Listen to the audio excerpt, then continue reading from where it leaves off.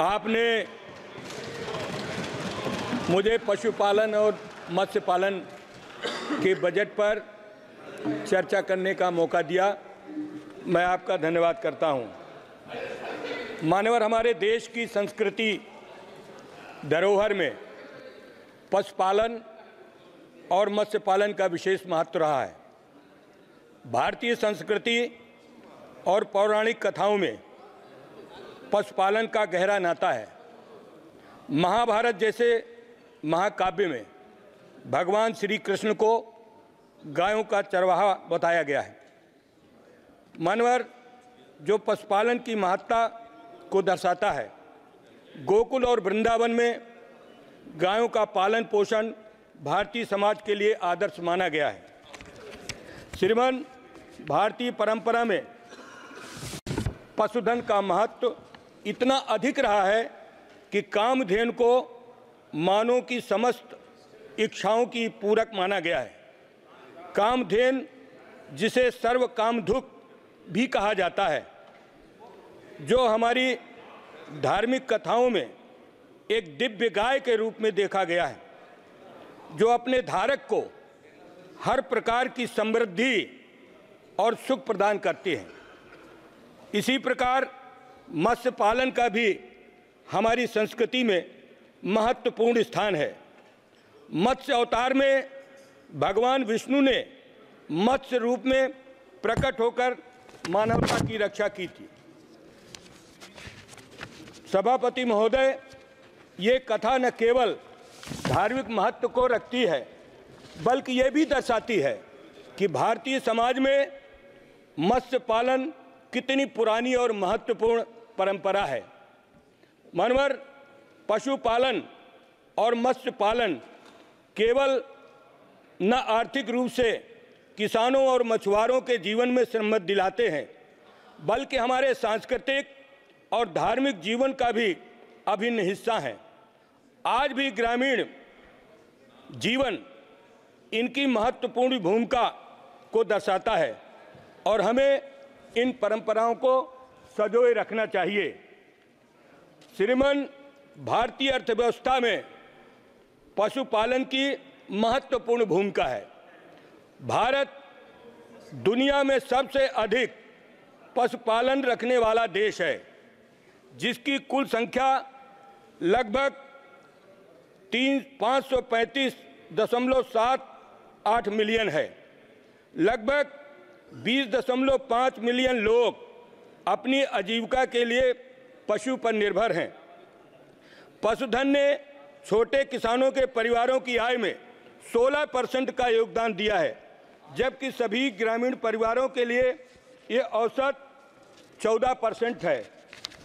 मानवर, पशुधन ग्रामीण समुदाय के लिए 2/3 लोगों की आजीविका प्रदान करता है। ये भारत में लगभग 8.8 आबादी को रोजगार भी प्रदान करता है। भारत में पशु संसाधन विशाल हैं।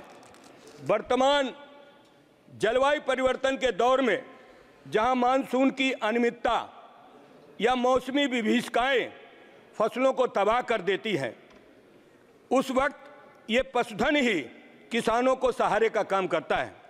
इसके अलावा पशुधन मत्स्य पालन हमारे सामाजिक और सांस्कृतिक जीवन के साथ साथ ग्रामीण अर्थव्यवस्था की भी रीढ़ है।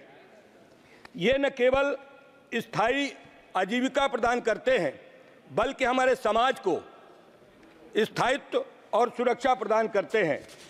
श्रीमान, दुर्भाग्य है 2024-25 के बजट में इस सरकार इस महत्वपूर्ण क्षेत्र को प्राथमिकता नहीं दे रही है। वर्ष 2023-24 के लिए पशुपालन और डेयरी के लिए राजस्व बजट को 4,289.09 करोड़ रुपए से घटाकर 4,283.57 करोड़ कर दिया गया है। वहीं पशुधन स्वास्थ्य और रोग नियंत्रण के कार्यक्रम के बजट में मामूली वृद्धि करते हुए इसे 2,349.7 करोड़ रुपए से बढ़ाकर 2,400 65 किया गया है। ये वृद्धि भी इस क्षेत्र की व्यापक जरूरतों को पूरा करने के लिए अपर्याप्त है। सरकार द्वारा किए गए ये कदम पशुधन मत्स्य पालन क्षेत्र की जरूरतों को अनदेखा करते हैं। मौजूदा बजट आवंटन में इस क्षेत्र की आवश्यकता को पूरा करने के लिए भी अपर्याप्त है। इसके अलावा पिछले वित्तीय वर्ष में मछली योजना पशुपालन विभागों में संशोधित बजट को घटा दिया गया है। श्रीमान, सरकार की इस उदासीनता के चलते ये कि वो क्षेत्र का विकास को गंभीरता से नहीं करते हैं। इस क्षेत्र के लिए अधिक धन आवंटन की आवश्यकता है ताकि पशुधन और मत्स्य पालन के माध्यम से हमारी ग्रामीण अर्थव्यवस्था को मजबूत किया जा सके और देश को समृद्धि के योगदान में दिया जा सके। मानवर उत्तर प्रदेश सबसे बड़ा राज्य है। पशुओं के संरक्षण के लिए पर्याप्त बजट की व्यवस्था नहीं है।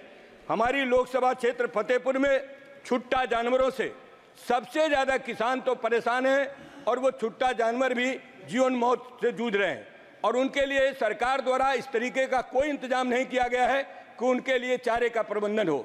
हमारे उत्तर प्रदेश में खास करके जितने बुंदेलखंड का इलाका है वहाँ पर ये छुट्टा जानवर किसानों का तो नुकसान कर ही कर रहे हैं, अब लोगों को मार भी रहे हैं। और इस तरीके की घटनाएं न जाने कितनी आती हैं कि सांडों ने फ्लैट व्यक्ति को मार दिया, सांडों ने इनको गिरा दिया, इस तरीके की बात आती है। मानवर छुट्टा जानवरों से निजात दिलाने के लिए समाजवादी पार्टी के नेता माननीय अखिलेश यादव जी ने अपने जमाने में उनको पर्याप्त चारे की व्यवस्था की थी, लेकिन आज भारतीय जनता पार्टी की सरकार में जिस तरीके से छुट्टा जानवरों को वहां कोई संरक्षण नहीं मिला जा रहा है, उनके खाने के लिए मात्र 30 रुपया दिया जाता है और मानवर इस तरीके से उत्तर प्रदेश में पशुपालन की स्थिति, मत्स्य पालन की स्थिति बद से बदतर हो गई है।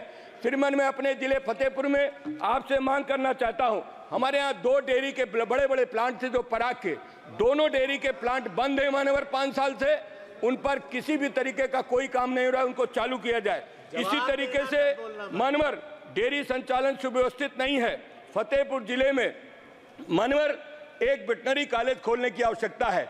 बुंदेलखंड में दुआबा का वो एरिया है, अगर वहाँ एक पशु चिकित्सालय महाविद्यालय खोल दिया जाए तो पशुओं की समृद्धता में बहुत बड़ा योगदान हो सकेगा। इसलिए मानवर, मैं आपके माध्यम से कहना चाहता हूँ कि उत्तर प्रदेश में पशुओं की बेहाल हालत पर विशेष ध्यान देने की आवश्यकता है। भारतीय जनता पार्टी बातें बड़ी बड़ी करती है, लेकिन स्थिति बद से बदतर हो गई है। मैं आपने मुझे समय दिया, मैं इसके लिए भी आपका बहुत धन्यवाद करता हूँ। माननीय பேரவை